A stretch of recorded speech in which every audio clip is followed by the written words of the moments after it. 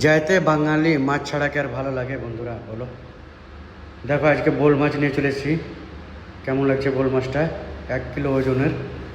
এখন মাছটাকে কাটবো, কাটার পরে রান্না বান্না করবো। বলো বন্ধুরা, সব কেমন আছো? আশা করি ভালো আছি। আমার ভিডিওটা বানার উদ্দেশ্য কীভাবে রান্নাটা করে দেখে নাও আপনারা।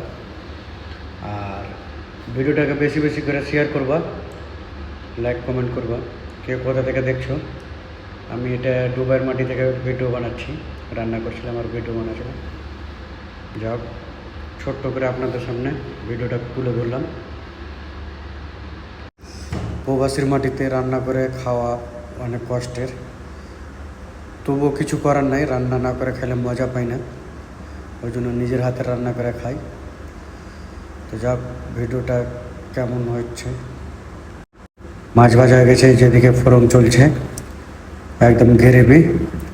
তারপরে গ্রেভির পরে একদম রান্নাটা একদম সুন্দর করে চিকেন করে রান্নাটা মাছ ভাজা।